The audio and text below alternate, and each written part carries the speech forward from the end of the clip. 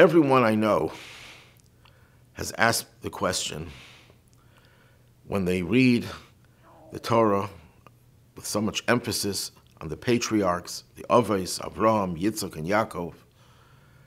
In our prayers, in the Shemona Esrei, the Amidah, the most important prayer, we talk about the God of our fathers, God of Abraham, the God of Isaac, the God of Jacob.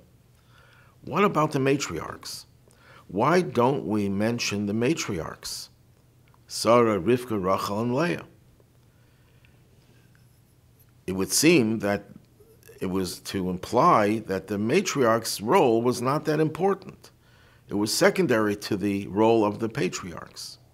Yet when we read the Torah and we see how God himself relates to the matriarchs, for example, in Parshas Vayera, we read about how Avram was very troubled by Sarah's request to have Yishmael expelled from the house. And what does God tell Avram? Kol ma shetemer alecha Sarah shema b'kola. Whatever Sarah tells you, listen to her voice. That God tells Abraham, the patriarch, to listen to Sarah, even when it was to do something which was obviously a very drastic measure. So there's no question, as Rashi says, that the matriarchs were greater than the patriarchs with regard to prophecy. They saw and foresaw things that the Avos, the patriarchs, couldn't see and foresee.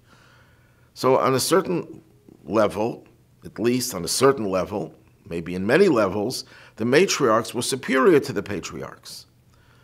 So then the question is, why don't we mention them? Why are they left out in many of our prayers? But to make the question even stronger, in the Yizkor prayer, at least in the Chabad version of it, but I believe it's that way in others, we do mention the matriarchs.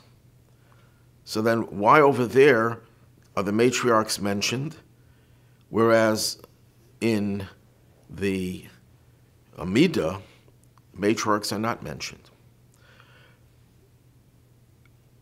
The answer lies in this week's Torah portion. The Torah begins with the words, Vayiyu chaye Sarah. These are the life of Sarah. This is the life of Sarah, and it lists how long she lived.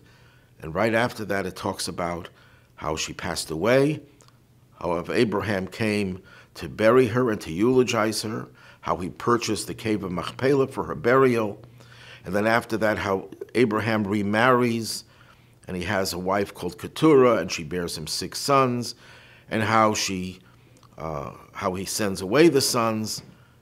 So if you look at the whole parsha, and you look at the name of the parsha, they're incongruous.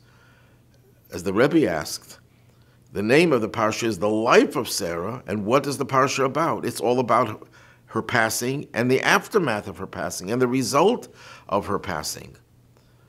So why is the title of the parsha Chaye Sarah, the life of Sarah? And the Rebbe answered that on the contrary, it is the life of Sarah.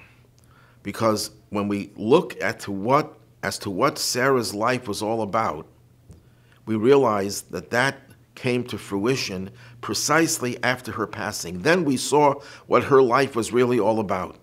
What was her life really all about? And the Rebbe explains that all the values and all the accomplishments of Abraham were concretized by Sarah. She took Abraham's ideals and she translated it into reality. For example, the greatest ideal of Abraham is that he promoted monotheism, righteousness, charity, but that's not the limit. It's that he was able to pass it on to the next generation. Who was the next generation? Yitzchak, Isaac. Who was the one who produced Isaac? It is Sarah. But Isaac's role was in peril because of Yishmael's threat to him. And if Sarah had not intervened, Isaac would have not been capable of transmitting the values of Avram to the next generation. Who knows if he would have survived? So Sarah's actions were really to concretize Abraham's legacy, to make it a reality. That's one aspect of it. Another thing about Abraham, and a very fundamental aspect of Abraham that we see throughout the Torah, that it's how much is emphasized? That God gave the land to Abraham, that Abraham was going to be the one to possess and own the promised land. That didn't happen in Abraham's lifetime. He was wandering from one place to another. He never really exercised that total control over a piece of land in the land of Israel, which was then called the land of Canaan. That changed, however, in this parsha of Chayei Sarah. Here, Abraham is forced to purchase a place, paying full amount for it, so there should be never any challenge to the propriety of this piece of land that became the Ma'aras HaMachpelah, the cave of Machpelah, and the burial place of the patriarchs and the matriarchs, and even earlier of Adam and Eve, but that's a separate issue. So Abraham's two achievements, you could say, is that he paved the way for the future of the world and of the Jewish people through his progeny, through Isaac, and that he was able to establish a foothold in the land of Israel. But that didn't happen through Abraham. If not for Sarah, it would have never happened. Yitzchak's ability to propagate the faith would have been compromised, and Abraham, who knows if he would have ever exercised control over the land. And Judaism, which is what Abraham's teachings amount to, without the land are incomplete. We cannot fulfill most of the mitzvahs, most of the commandments in the Torah without having the land of Israel. When Mashiach comes, we will have control over the whole land of Israel and be able to fulfill all the 613 commandments. And that was Abraham's contribution, but it was not realized until Sarah passed away and Abraham purchased the cave of Machpelah. Near the end of the parsha, what do we read? We read how Abraham had 6 other sons besides Isaac and Yishmael. And what does he do? He gives them all gifts, including Yishmael, and sends them away.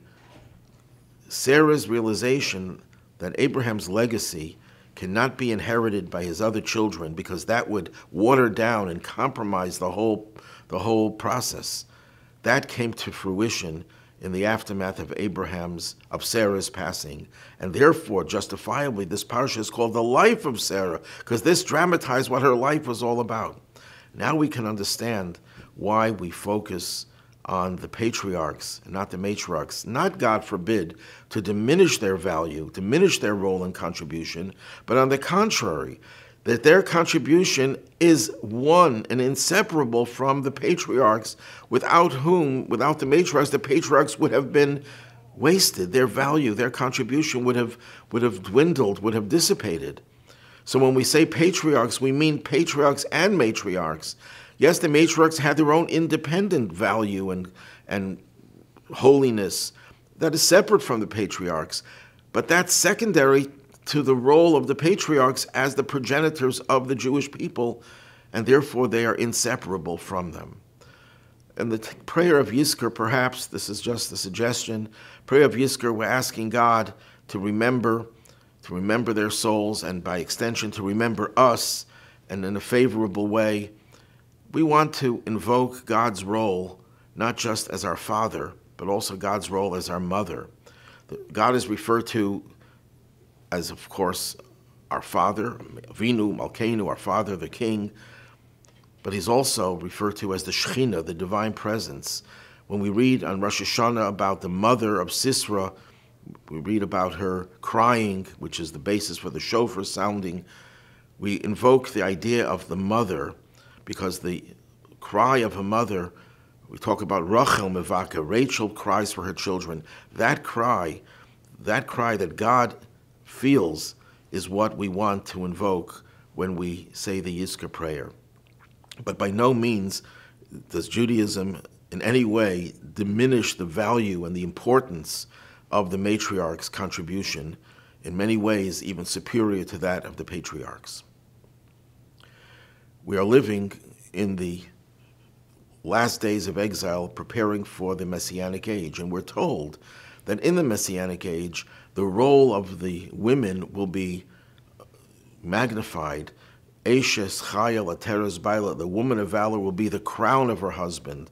The Keva Tesov of Gover, the feminine traits will encompass and will override the masculine traits. We're seeing that in society today, perhaps in a perverted way, in a misguided way, but the idea that the feminine quality was always there, but it will become fully revealed in the days of Mashiach imminently.